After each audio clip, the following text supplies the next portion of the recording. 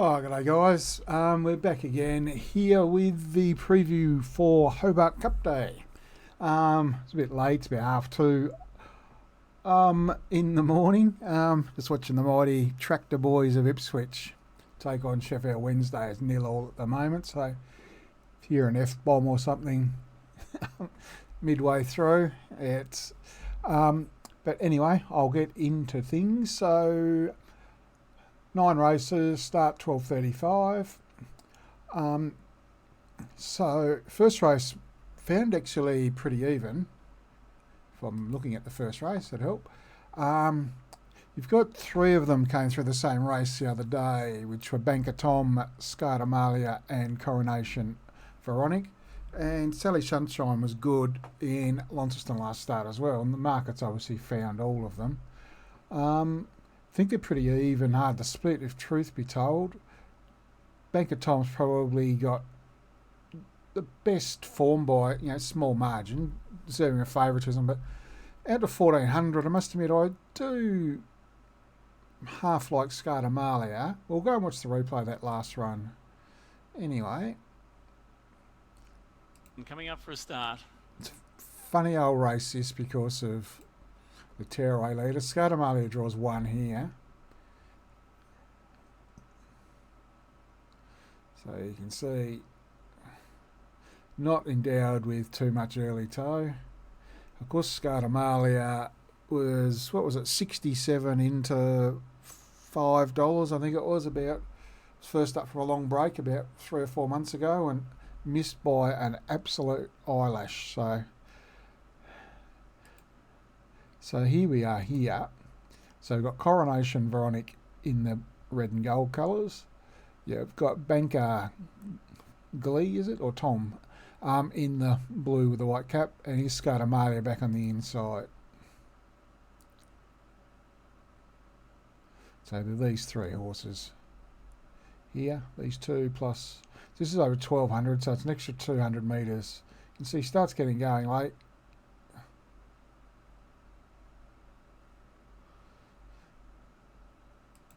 Yeah, so the other 2 virtually raced together virtually the whole way. I think Banker Tom was slightly better than Coronation Veronic, so I think they're probably the 2. Sally Sunshine will definitely press forward. There are a few others who'll race handy, like Viva's the Word, and We All Stuck at Home. Even Banker Tom and Coronation Veronic, they'll be handy as well. So should be enough tempo to make ground. So yeah, Scardomalia, just a small interest in the first. Second, absolute raffle. I'm Keith, ran home in a good form race a couple of runs back and then was okay in Launceston. Draws 15, but it's one of the hardest races I've ever seen, if truth be told. But so, forced to pick one, I'll go I'm Keith in the second. The third, good couple here. Dante's had one very soft trial. It did, to be honest, it looked okay. Hard to read too much into it. But we'll just have a look here. So you can see, well, 5-finger discount and neutralise, so There it is now. goes okay, and it wasn't asked to do too much. We'll just, so it's back on the inside here. You're running third with the green and gold colours.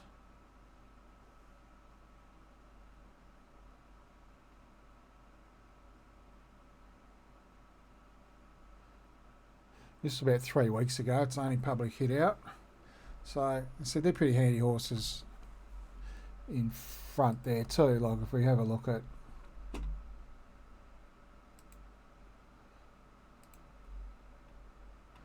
their deeds. So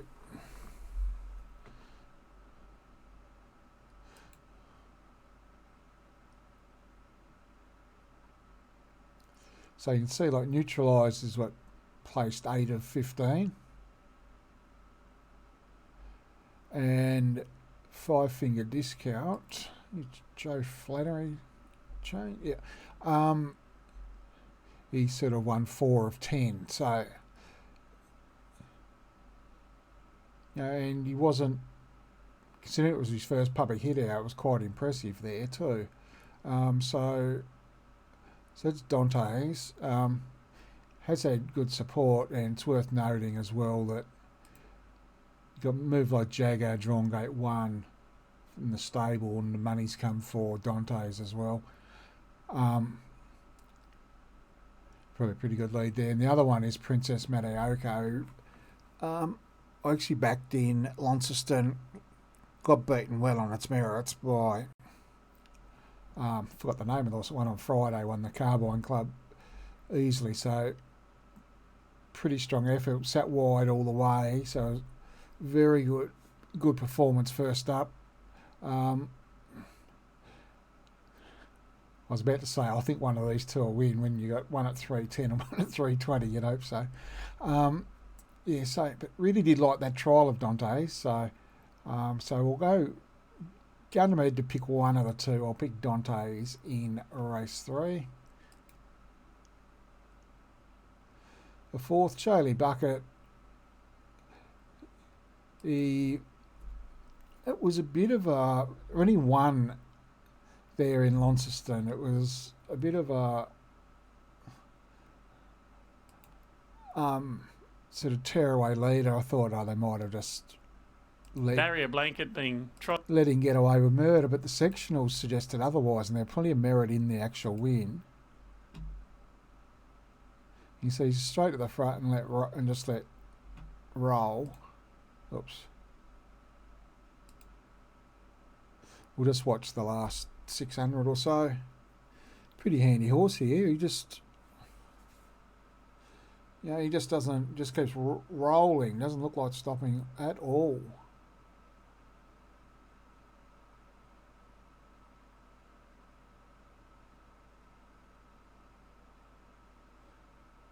Absolutely dominant. He since trialled again and did a very similar thing at the trials. Just powered through the line. Like his late sectionals are as good as anything in the field as well. It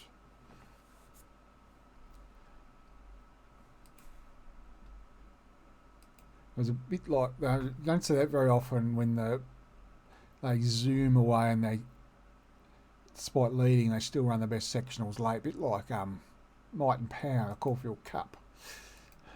It's a bit of a long bow to draw there. But what I was thinking, obviously, $1.75, you're not getting any. Jack's a bit of a professional place getter. With the favourite drawn 2, like they roll along in front, probably means Jack will probably be 3 fence from barrier 1, but it'll keep coming, so you imagine it's the major danger, then you're probably Wounded Miss next best. So I'll go 1, 2 and 10, but not going to be much away tipping the favourite there. This is a tough race here. Got enough speed. Got a race here, a number of them came through. You got True Scotsman, who's favourite. He was in a race the other day with Captain Morgan was in it. Costero was in it. American Jewel won it. Banker Glee was in it. Yeah, so we'll go and have a look at that race. It was $151 this day. The winner, American Jewel. $10 number. I think he draws gate 2. True Scotsman. I backed him this day. But we've got a few here. You've got the Banker colours with the blue with the white cap. Yeah, that's True Scotsman there. And here's Banker Glee. Here's the winner of the race in the red and white stripes. Going back to the fence. American Jewel.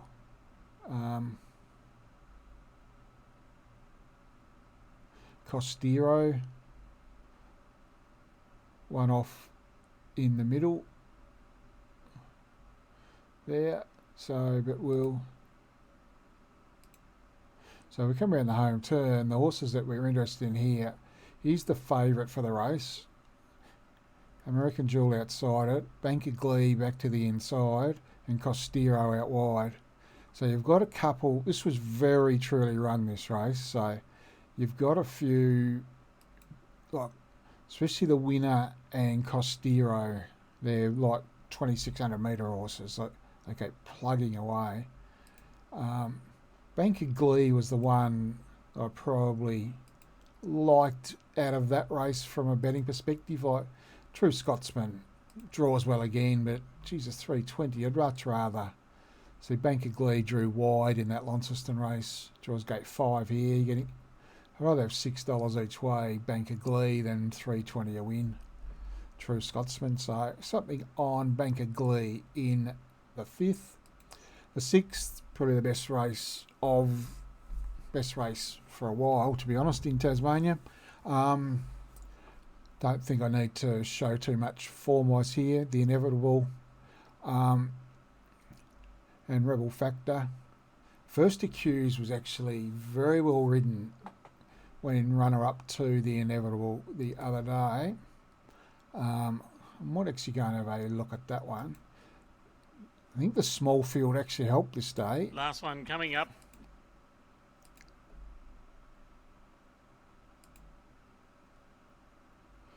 So you got First Accused in front, and you've got the Inevitable third, and Mandela Effect is last. You know, like if there was 4 or 5 horses in between First Accused and the Inevitable, you may have found it a bit more difficult to bridge the gap. You know, he pressed the button at exactly the right time here. Craig knew it, but he's just got that burst of speed. He can make up 3 lengths in the space of blink of an eye. Not many horses have got that, but you've got another horse here who's just improving every time it steps out. Sensationally bred, like mother was a superstar, Rebel Bride. It was a bit of a late comer to the races, and like won the, I can't think what that race was called the other day, the big race in Launceston a couple of weeks ago. But they raced one another.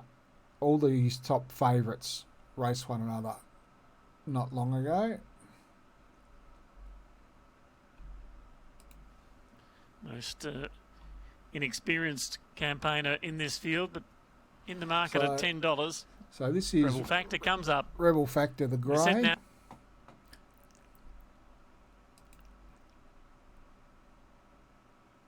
So we've got First Accused in front, Rebel Factor outside, and the Inevitable one out 2 back. They're probably the only ones that we need to point out. You've got Dark Wanderer, which one's he? Running 4th on the outside. Actually, it's Alpine Wolf, I think, back on the inside. So you can see Rebel Factor has gone past. And the Inevitable looks like it's going to go straight past, but it does kick back the inside horse. The other one does hang in a tad, but and it's improving every start. So he's no means a moral, the Inevitable. Still got him on top of, but I've got Rebel Factor only just behind. First Accused will make its own luck on speed. I think of the rest, Mandela Effect, I think he's probably a couple of lengths below his best at the moment.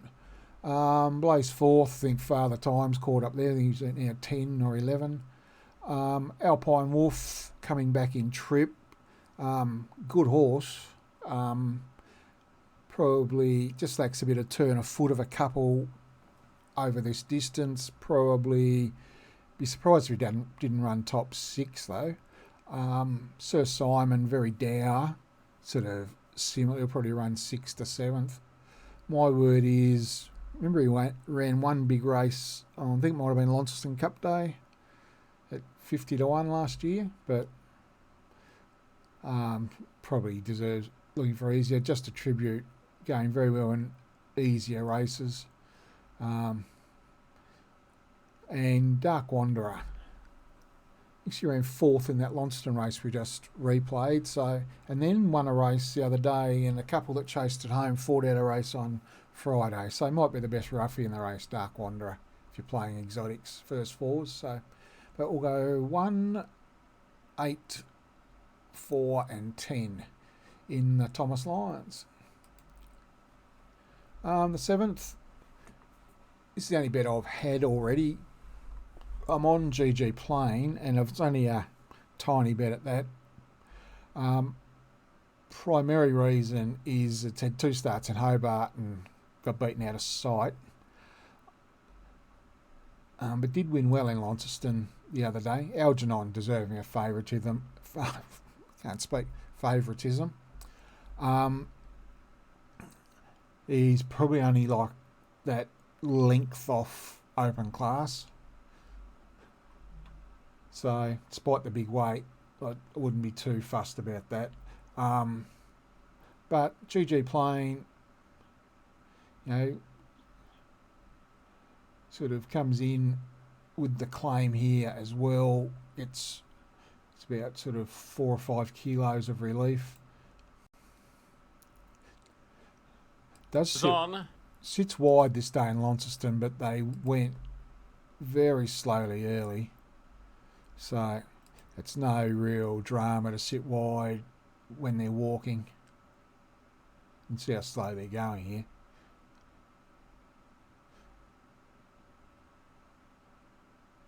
But got a lot the way sort of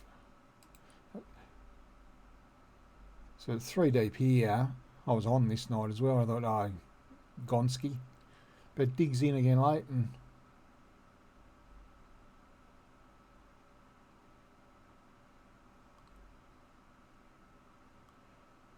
gets up on the line.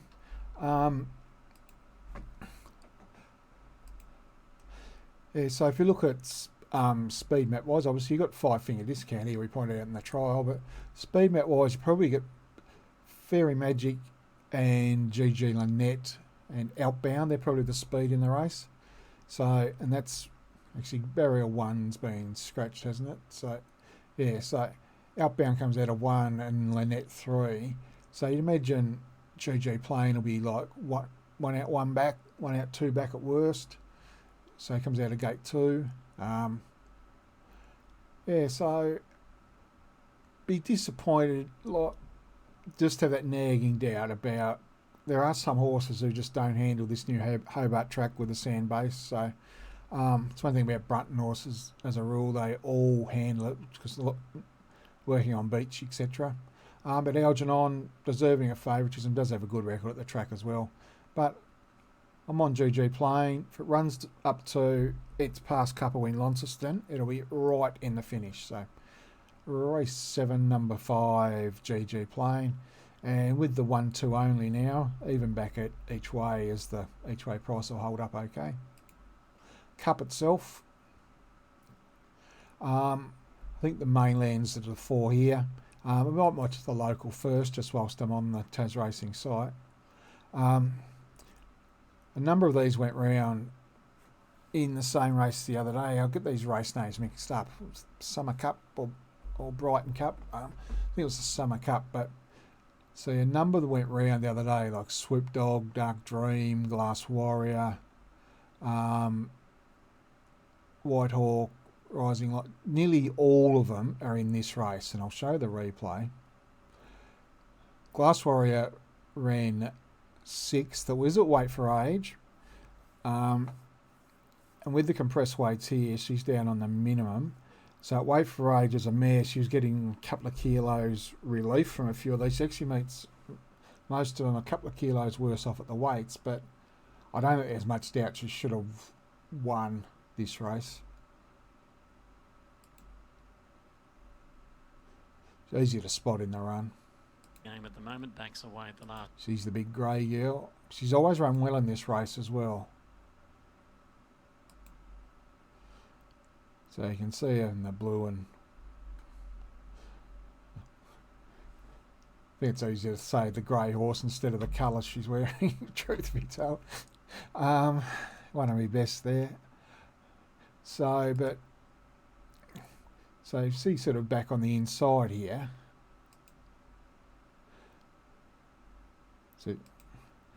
So back to last. And because they're gone slow, you can't go round. You're following bolters, you can't come around them. You've got to rail through. Now it's lost sight. It's lost 4 lengths around the turn.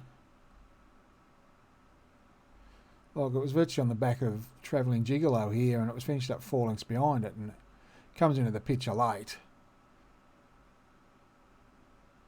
Now you see that, and a more truly run race here.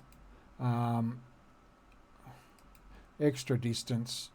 I think she's the one out of that race.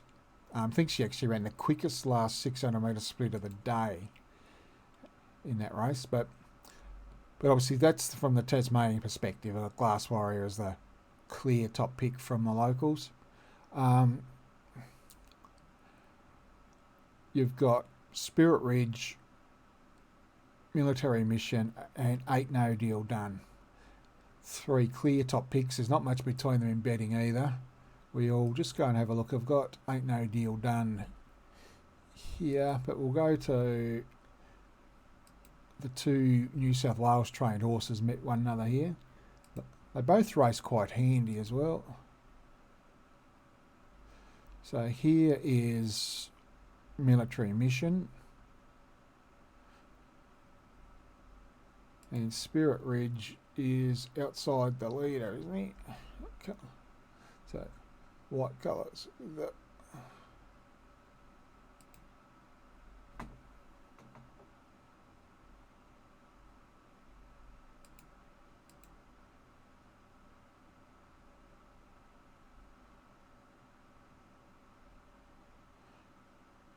So you can see he's hit the front ear a long way from home in the greeny colours, and here's Military thing here.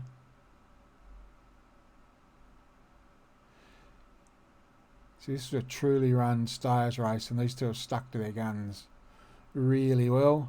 Think like there's only got a neck between them on the line. Spirit Ridge, I think it's about ½ kilo better at the weights, might be a kilo. So not much difference there at all. If you have a look at Ain't No Deal Done, his win at Moonee Valley, it was full of authority. This it was combined so settled last, circles the entire field. In the, I think most people are familiar with the Freedman colours, the family colours. So he's back to second last on the outside there. So you can see he takes off and circumnavigates the entire field.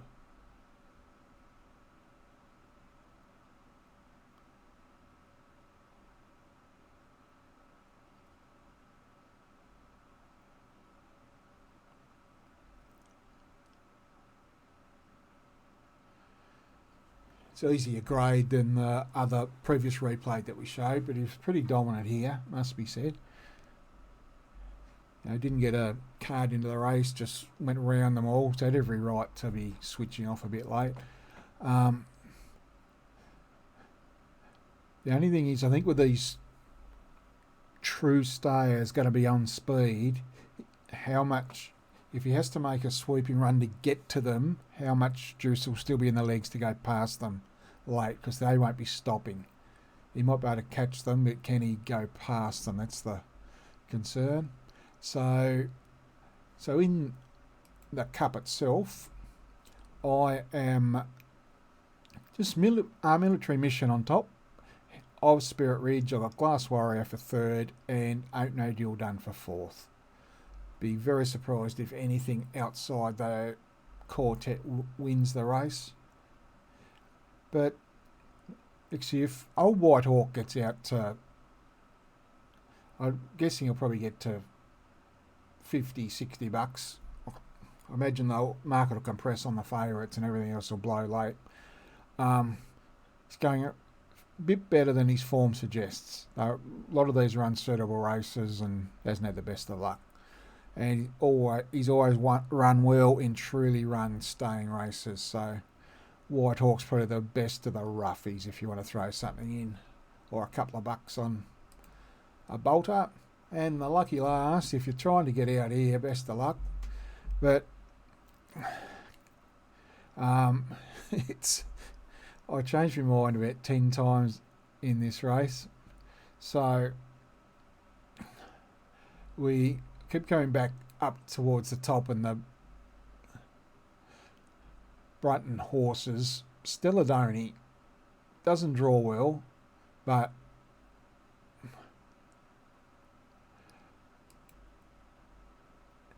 it's been proved a lot of times by the last race on Cup Day.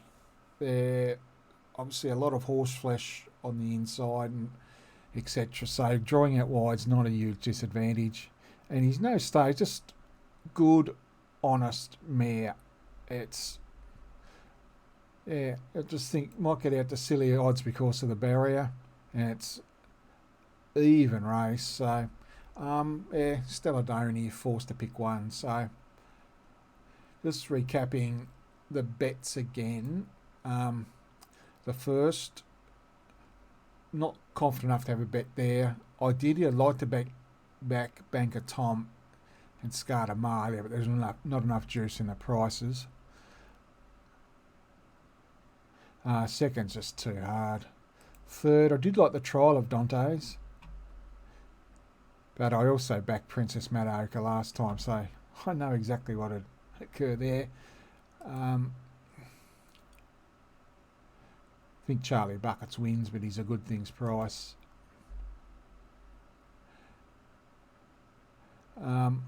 Said like Banker Glee. Did like the run the other day.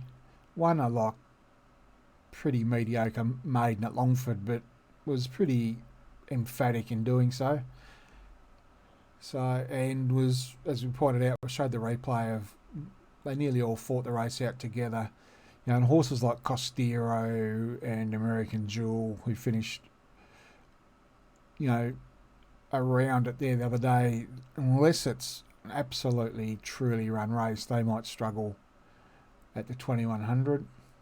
I think the two standouts run the Quinella here in favourites order, but yeah, Rebel Factor, yeah, be interesting to see where it's at in 12 months' time if everything goes according to plan.